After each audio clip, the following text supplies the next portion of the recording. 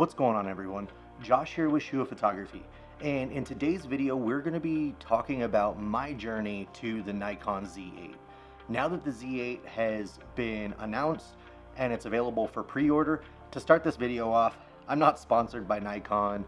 I just happen to love their products. I've been photographing with Nikon cameras for over 15 years, and ever since the dawn of the Nikon mirrorless cameras that we were all waiting so patiently for, I chose to jump right into the ecosystem. When the Nikon Z6 was originally announced in 2018, I was photographing with a Nikon D750 and a D810. And that's what I was photographing all of my weddings and my family portrait sessions with. As with a lot of people, we weren't sure what Nikon was going to do, how everything was going to work, jumping into the mirrorless game so late in the game. We understood that there were going to be shortcomings. They weren't going to be up to the Sony autofocus systems or anything like that. So I went in knowing this. So when the Z6 was originally announced, I put my pre-order in. That camera, the Z6, although not up to par in autofocus as some of the others, I was able to use it really well. Granted, there was no real eye autofocus, but it was manageable. I was able to get it. One of the things that I loved about the Z6 when it came out was the EVF. So granted, it wasn't a perfect EVF or anything like that, but the fact that I could see my exposure in camera prior to photographing ended up making my workflow so much quicker. So being able to see your exposure in camera without having to take a bunch of test shots really was a game changer for me. I still kept the D750 and the D810 as my main wedding cameras, but soon the Z6 kind of took over the role of the D750 for me in my workflow. So when in 2020 Nikon announced the Z6 II and the Z7 II with having way more improved autofocus and all of that, you bet I ordered it. I used my NPS priority delivery and all of that good stuff, so I got it relatively quickly. I did a bunch of test shots and realized that the second generation of the Z mirrorless cameras really was the sweet spot. So when the Z6 II came out, I tested it, I photographed it with weddings. It became the replacement for my D750. I quickly sold my D750 and my Z6, and I purchased the Z7 II. So as soon as that happened, when the second generation came out, I was hooked. I could capture everything I needed to and then some with those cameras. So since 2020, I have had a Z6 II and a Z7 II. The Z6 II I'm filming on currently, but I have had those as my primary wedding and portrait bodies. I've also used both of them for astrophotography and photographing the monsoon lightning storms out here. So I've done tons of other stuff than just portrait work with it. Really love these cameras. When the Z9 came out, I really considered purchasing it. But one of the reasons why I didn't purchase it was because I didn't want the big bodies anymore. I really enjoyed having these smaller form factor cameras to take along. Granted, lenses are heavy and all of that good stuff, but the less weight we can get in these bodies, the better. I played with the Z9 and I liked it. I loved the way it performed, but the size and the weight of it, I just really didn't need, and I didn't see the point in spending $5,500 on that camera when these bodies were doing what I needed it to do or what I wanted it to do. Now, if I love these two cameras so much, why am I going to the Z8?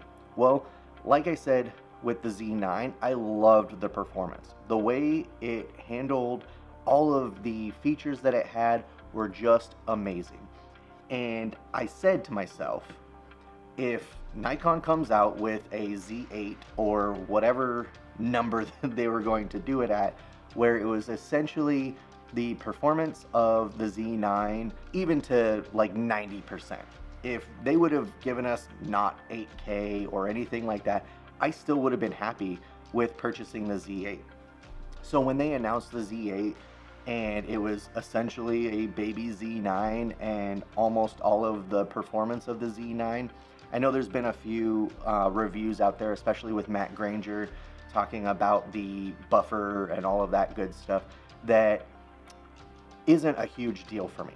I'm not going to be, just hammering on the shutter for an extended period of time.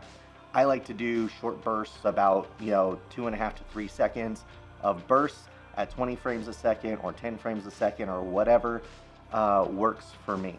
So since my journey began with the Nikon mirrorless cameras, I've played with the idea of having a DX camera with me to do either filming or taking to travel and stuff like that. So I first bought the Z50. I did some playing around with it, some tests with it.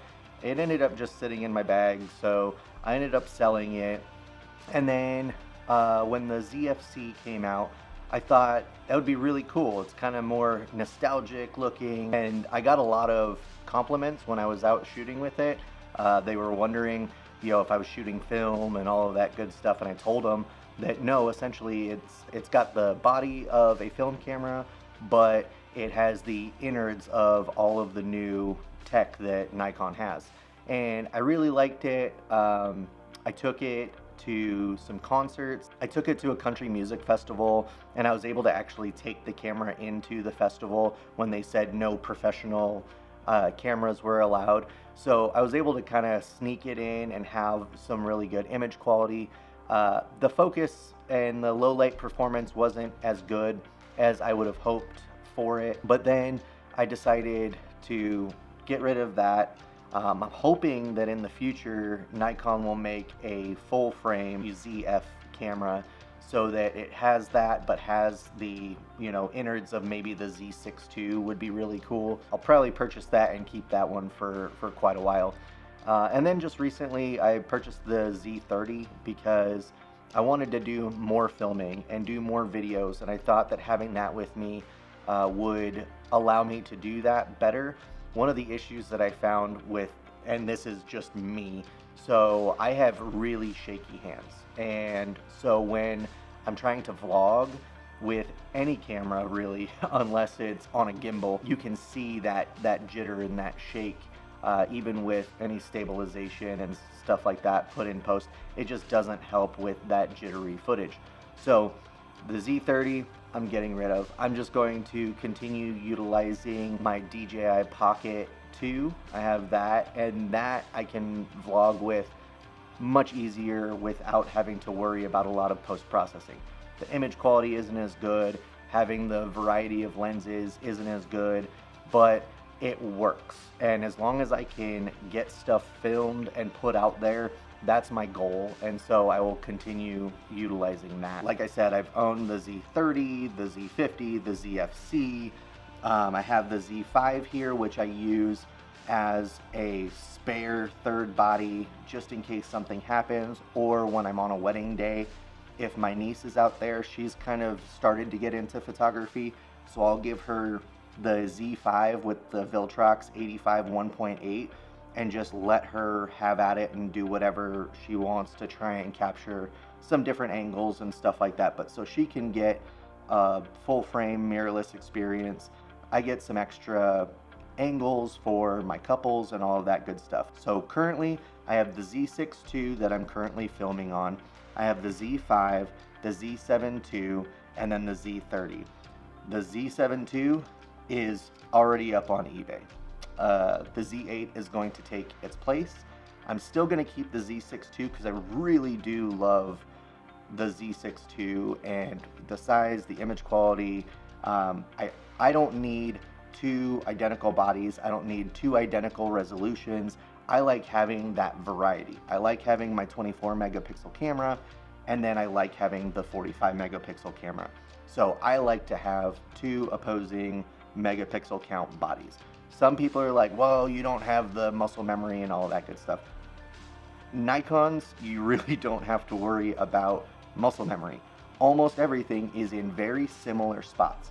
Now for me, not having the Z9, there are a couple of extra buttons and functions that the Z8 is going to have that I am going to have to get used to. The likelihood of me losing my muscle memory on the Z6 II is highly unlikely. So that is my journey of the Nikon mirrorless system from beginning to now with the Z8. I can't wait to get the Z8 in my hands. I already have an engagement session, a wedding, a couple of portrait sessions scheduled. The storms are rolling in here, so I'm going to be doing some pictures of the lightning and all of that good stuff. The Milky Way is coming out, so I'll be doing some astrophotography. So in the very near future, I will have a really good idea of how good of an all-around camera the Z8 is going to be. So if you guys have any questions on the Z8, if you're still going to be on the fence and hold off for a little bit, let me know what questions you might have down in the comments. That way I can focus some of the shoots that I have coming up to answer the questions that you might have. So like this video if you did, comment down below if you have any questions or want me to focus on anything in my upcoming shoots after I get the Z8. I'll be sure to focus on those and put that information in my review video. This is Josh with Shua Photography. We'll see you in the next one.